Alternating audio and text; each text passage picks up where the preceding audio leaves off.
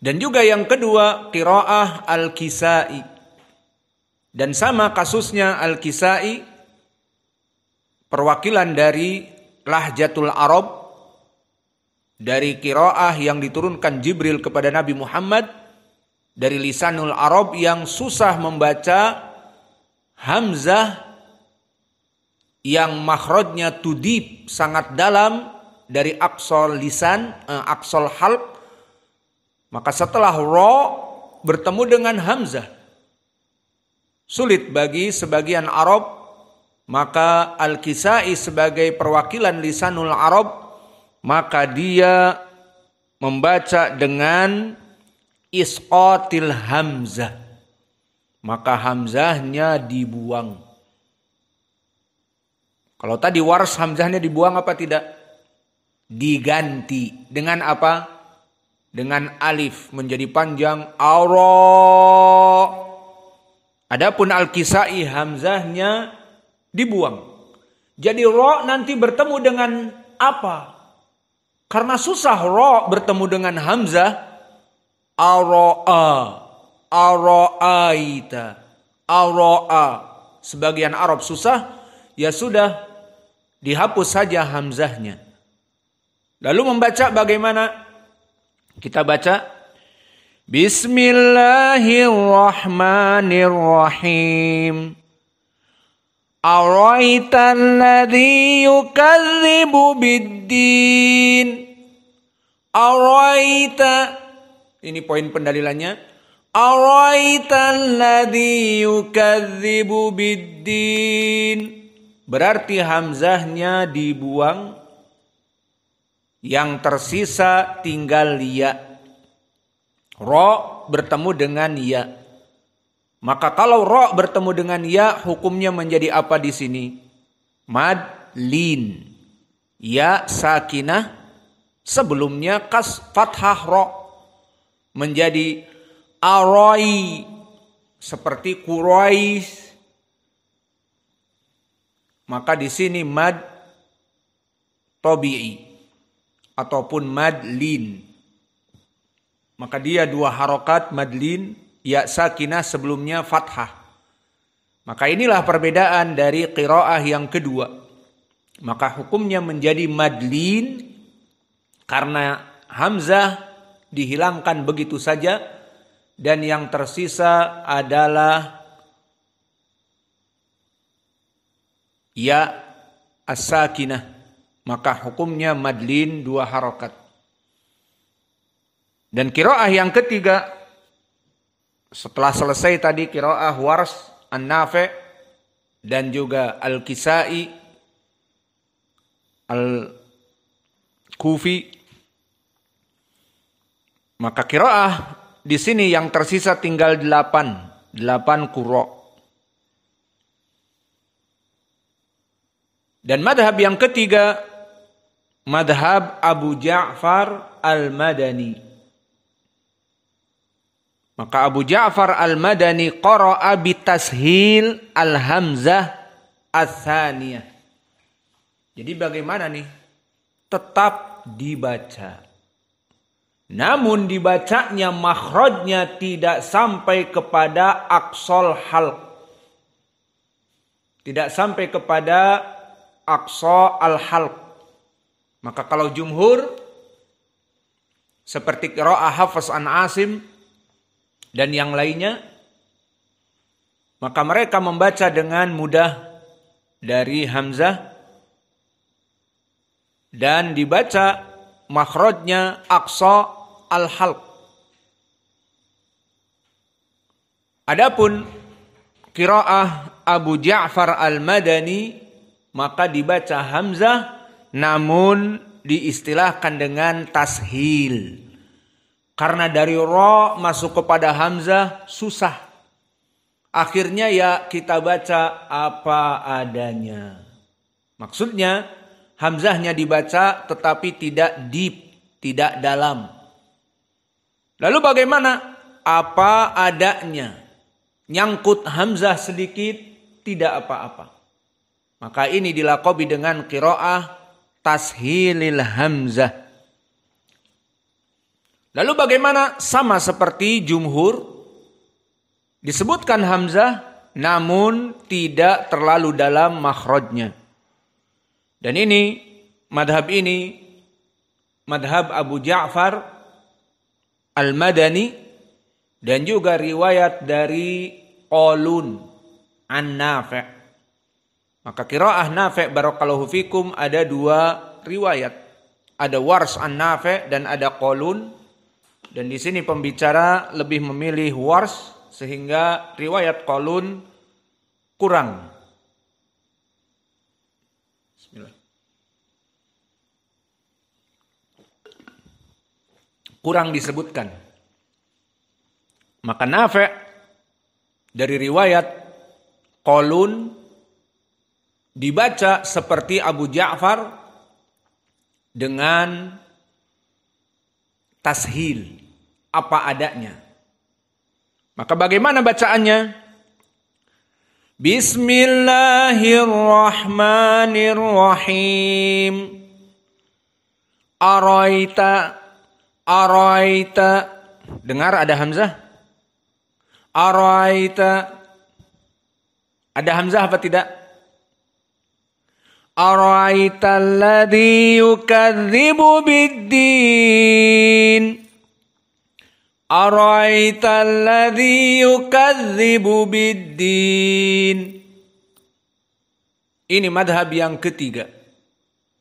Dan madhab yang keempat dari permasalahan hamzah ini, baqiyatu arwah, baqiyatul qura. Maka yang tersisa adalah 7 dari ahlul qura. Mewakili lisanul Arab, tidak ada permasalahan, no problems. Membaca hamzah setelah ro. Dibaca ro'a bitahqiq al-hamzah. Ini yang dinamakan dengan ahlul qura dengan tahqiq al-hamzah. Ma makna tahqiq al-hamzah? Pertama, hamzah diberikan haknya. Makhrajnya deep. Di dalam aqsa al-halq. Maka ara'a diberikan haknya. Ini dinamakan tahqiq al-hamzah.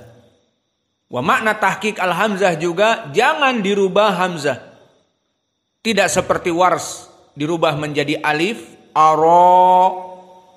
tidak seperti Al-Kisai dihapuskan sama sekali menjadi arai.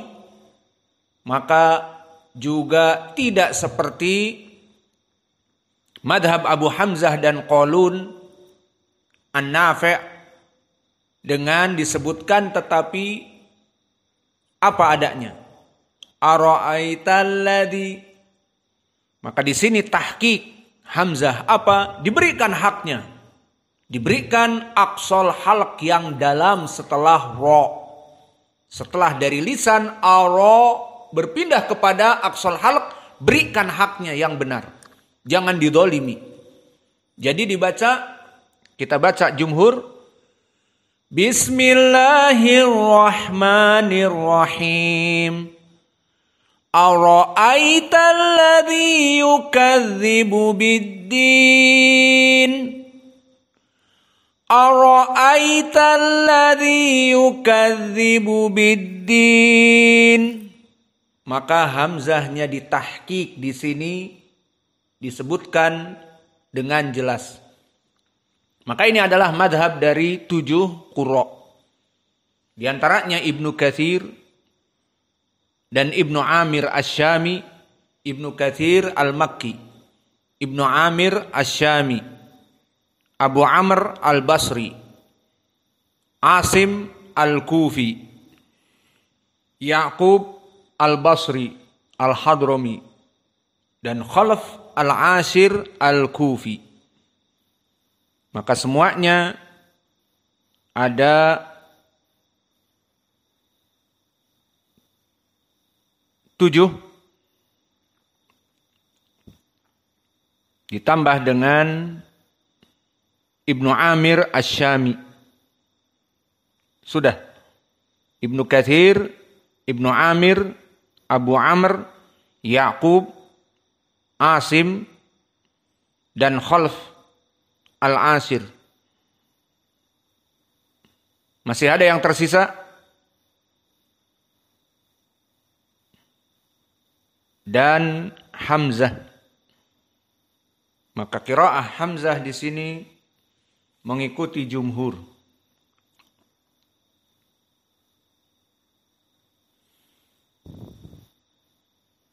Maka inilah khilaf yang ada di dalam ayat yang pertama, dan khilaf di sini dari qurra dikarenakan dulu Nabi membaca diturunkan oleh Jibril seperti ini, dan Al-Quran diturunkan dengan bahasa Arab yang fushah seperti Allah berfirman, bilisanin arabiyyin mubin. Al-Quran diturunkan dengan lisan Arab yang fushah. Dan juga ucapan Allah, inna anzalnahu Qur'anan arabiyyan. Kami menurunkan Al-Quran dengan bahasa Arab. Maka Nabi Muhammad diturunkan oleh Jibril Al-Quran dari kalamullah itu, karena Nabi orang Arab maka pakai bahasa Arab. Untuk apa? Untuk memudahkan dakwah Nabi kepada kaumnya. Maka di saat Al-Quran diturunkan dengan bahasa Arab, di dua ayat tadi disebutkan bilisanin arabiyyin mubin, diturunkan dengan lahjah Arab yang fasih. Dan ada berapa lahjah Arab pada saat itu? 7. Sesuai hadis Ubay ibnu Ka'ab dan hadis Umar di Sahih Al-Bukhari dan hadis Ubay ibnu Ka'ab di Musnad Imam Ahmad, disahihkan oleh Syekh kami Muqbil, disebutkan unzilal Qur'an ala sab'a ahrufin. Al-Quran itu diturunkan dengan 7 dialek dari dialek bahasa Arab, sab'a ahrufin. Maka bahasa Arab yang kental fasih dari kelompok Quraisy. Maka bahasa Arab dari Quraisy itu berdialek, yang mana maknanya kebanyakan sama, tidak berbeda. Seperti yang antum dengar dari qiraah yang biasa kita baca Al-Fatihah. Misalnya alaihim, dan Ya'qub membaca alaihum, dan Ibnu Katsir membaca alaihimu. Maka ini dialek. Kok ada yang membaca alaihim? Iya. Arab. Ada yang membaca alaihum? Iya. Dan ada yang membaca alaihimu. Seperti tadi kita baca juga dari qiraah Ibnu Katsir dan dari qiraah Ya'qub Al-Hadrami, dan juga qiraah Hamzah. Maka alhamdulillah kita hidupkan sunnah qiraah asyarah di masjid kita Imam Muqbil Al-Wadi'i. Seperti kita hidupkan juga sunnah menggunakan sandal. Semoga Allah memberikan barakah kepada dakwah kita di masjid ini, karena kita iqamati sunnah, menghidupkan sunnah wa qam'il bid'ah, dan menghancurkan kebid'ahan. Maka kalau kita yang notabene mengaku ahli sunnah, salafi, athari, namun menghidupkan sunnah yang termatikan, oh ntar dulu, susah, ntar masjidnya kotor, oh ntar dulu, qiraah asyarah butuh belajar dulu. Alhamdulillah kalau memang tidak faham. Namun yang muskilah faham, namun tidak mau melaksanakan sunnah, maka di sini semoga Allah memberikan barakah kepada kalian wahai para santri-santri tadribud du'ah, calon da'i. Maka kami menggojlok kalian dengan ilmu Quran, dari ilmu tajwid, dan juga qiraah asyarah, dan juga ilmu hadis. Kalian mempelajari sanad-sanad hadis. Insyaallah kedepannya mentahqiq ini sahih, ini dhaif. Kita membekali itu agar kalian ditambah lagi keyaman dan yang tidak sampai kepada Yaman nanti berdakwah dengan ilmu-ilmu yang kita berikan tadi. Maka barang siapa yang kuat kepada ilmu Al-Quran dan kuat kepada ilmu hadis, maka kalian di dalam masalah Quran menjadi panglimanya, farisuha, mengetahui makharijul huruf, sifatul huruf, dan juga mengetahui ikhtilaf qiraat dan mengetahui tafsirnya. Ini juga lebih penting, bahwa makna seperti yang kita lewati al-falaq, qul a'udzu birabbil falaq misalnya, adalah waktul fajr atau waktu subuh. Ini yang rajih. Dan ada al-falaq, diartikan al-falaq dengan lubang di api neraka. Maka ini dhaif. Masih ingat sanadnya? Daraj an Abil Haytham an Abi Sa'id Al-Khudri.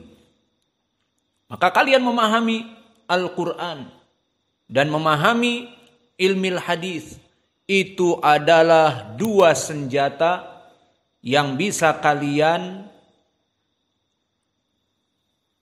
jalankan amanat dakwah dengan dalil-dalil yang kuat. Tinggal kalian merapat dengan kelompok ahli sunnah. Karena ilmu-ilmu yang ada pada kalian, ilmu hadis, itu sangat dibanggakan oleh semua kelompok firaq ad-dhallah. Dan apalagi yang kedua, ilmu qiraah. Jarang ahlu sunnah mempunyai ilmu ini. Maka akhirnya banyak yang kebablasan dalam permasalahan toleransi, belajar kepada kelompok al-azhariyun, belajar kepada kelompok as-sufi. Kenapa? Belajar juga kepada kelompok yang dakwahnya melempem. Karena mereka mempunyai ilmu qiraah.